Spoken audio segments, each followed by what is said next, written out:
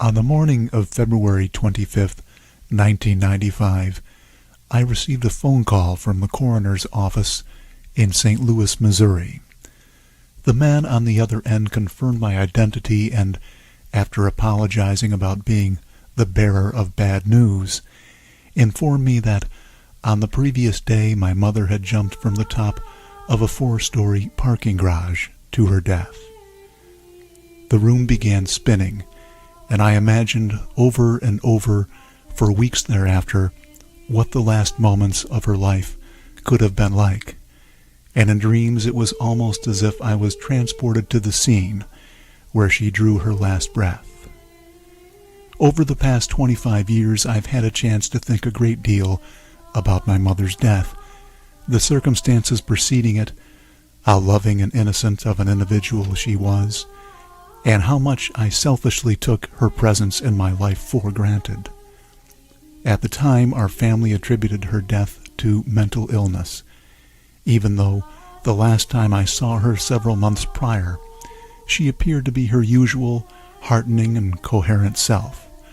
She was the same mom that I always knew. I recall one day speeding up Highway 280 in California, taking my mother to my favorite restaurant in Palo Alto for lunch.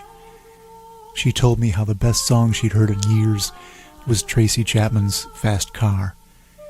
And that was the story of her life then, a ticket to anywhere, to feel like she belonged, to be someone. I was giving her a ride to the bus station in San Jose. She was wearing a wig to disguise her appearance as she crouched down in front of the passenger seat, well, half laughing at me as I rolled my eyes and shook my head at her. And we spent our last moments together. And then my mother repeated the same mantra my father, her siblings, and I had become accustomed to hearing over the years. They're after me. Those people. No matter where I go, they always find me. At the time, my father and I lived on opposite sides of the country, me in California and Dad in upstate New York. My mother had 5 siblings scattered throughout the U.S. All of us took our turns trying to set Mom up with living accommodations and even attempting to find a job for her in her last years. She would be okay for a month or two. Then she would inevitably tell us how the people following her had caught up with her once again, and how they wouldn't let her be, and how she had to move on. It was a terrifying reality that only she was able to perceive. She claims it began with her employers at a nursing home where she worked as a nurse's aide, how she was privy to some sort of information she wasn't supposed to know. One night in the early 1990s, Mom called me in a panic from an apartment in upstate New York where she was living a few blocks from her sister. And she told me how she could hear people on the roof of her apartment, how they were following her, how much she feared for her life. And she went on like this for several years, fleeing from one place to another, becoming homeless and staying in shelters, then allowing for one of us to take her in. Then she would be on the run again. It all ended when I got the call that February morning. Over a decade after my mother's passing, while I was a professor at Florida Atlantic University, I came across the notion of organized gangstalking and people that refer to themselves as targeted individuals. Slowly, I began to consider my mother's multi-year crisis and death in a different light. What if what she had repeatedly attested to for years was true? What if my dismissiveness of her plight drove her, or contributed to driving her, to take her own life?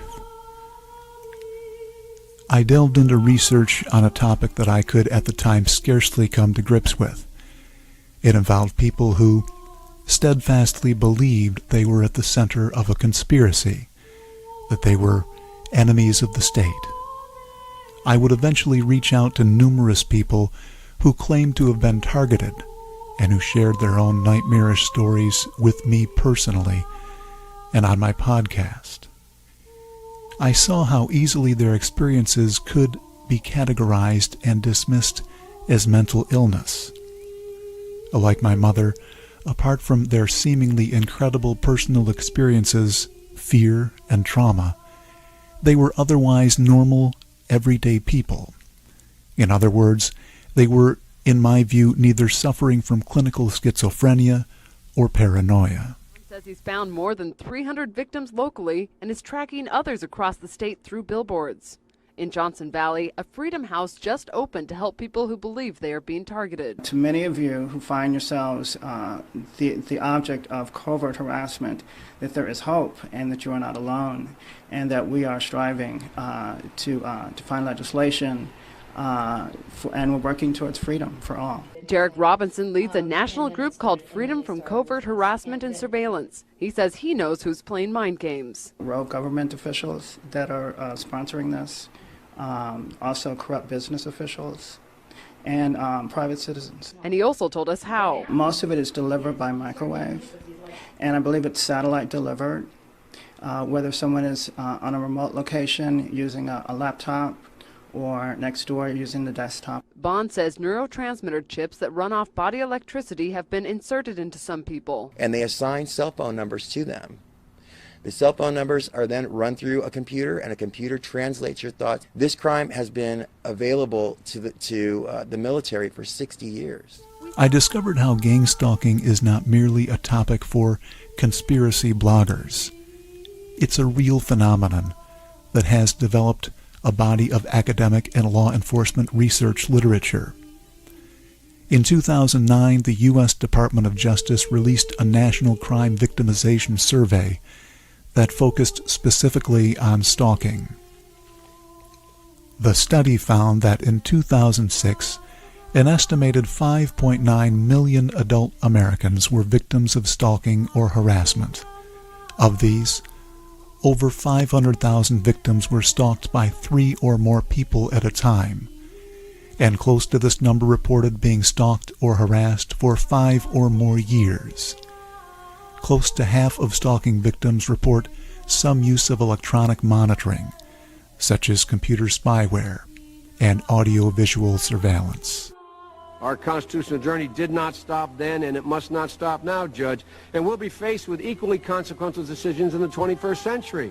Can a microscopic tag be implanted in a person's body to track his every movement? There's actual discussion about that. You will rule on that, mark my words, before your tenure is over. Can brain scans be used to determine whether a person is inclined toward criminality or violent behavior? You will rule on that.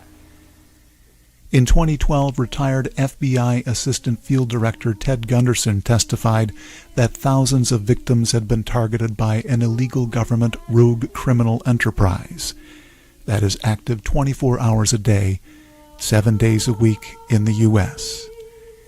The program's operations, he continued, require extensive financing by illegal black operations such as narcotics and prostitution. There is a central command, he says, whose administrators can initiate surveillance, phone taps, and harassment on anyone in the country at any time. This makes the FBI's former COINTEL program, which I worked on, look like a Sunday school program by comparison. In 2013, CIA subcontractor Edward Snowden released thousands of classified documents that revealed an array of far-reaching global surveillance programs, many of which were run by the National Security Agency in coordination with major telecom companies and national governments. People at NSA, analysts, can actually watch people's internet communications, watch them draft correspondence, and actually watch their thoughts form as they type. As you write a message, an analyst at the NSA or any other service out there that's using this kind of attack against people can actually see you write sentences and then backspace over your mistakes and then change the words and then kind of pause and think about what you wanted to say and then change it. And it's this extraordinary intrusion, not just into your communications, your finished messages, but your actual drafting process, into the way you think.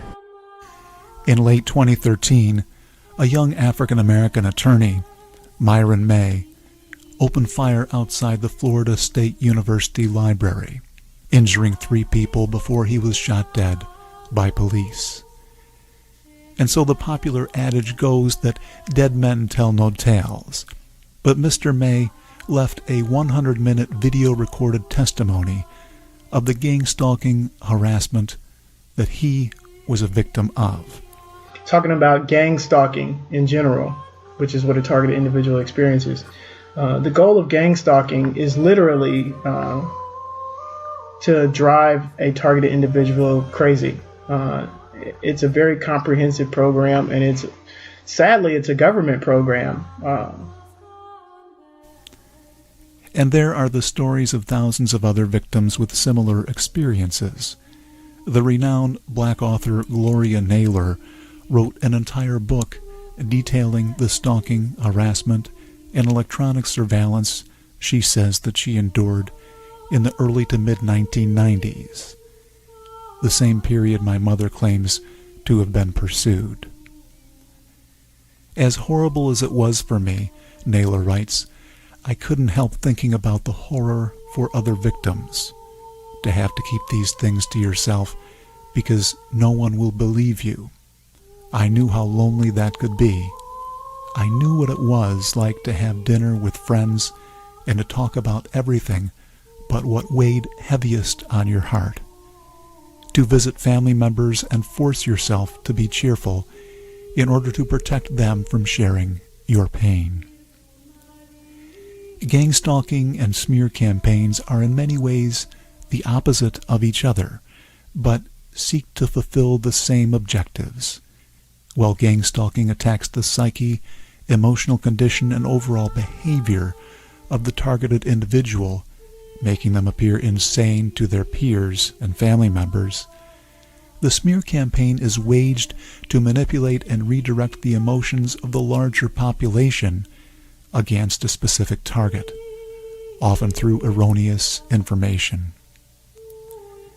I've often wondered what type of person would be involved in gang stalking, trying to drive people into such an acute desperation that they would go so far as to take their own lives.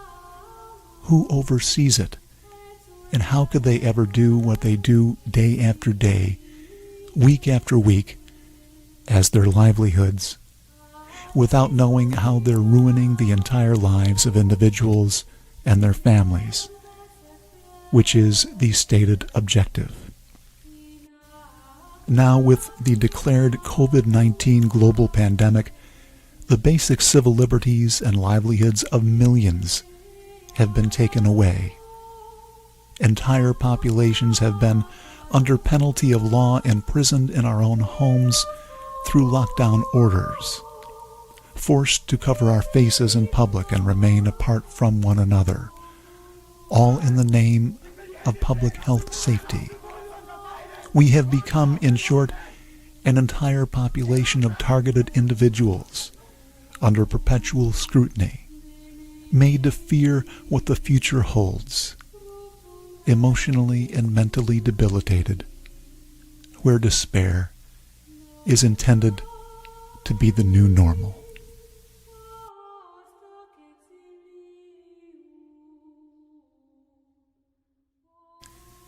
If you like what we're doing in these videos, please consider becoming a Patreon of MHB at patreon.com/memoryhole. For memoryholeblog.org, this is James Tracy.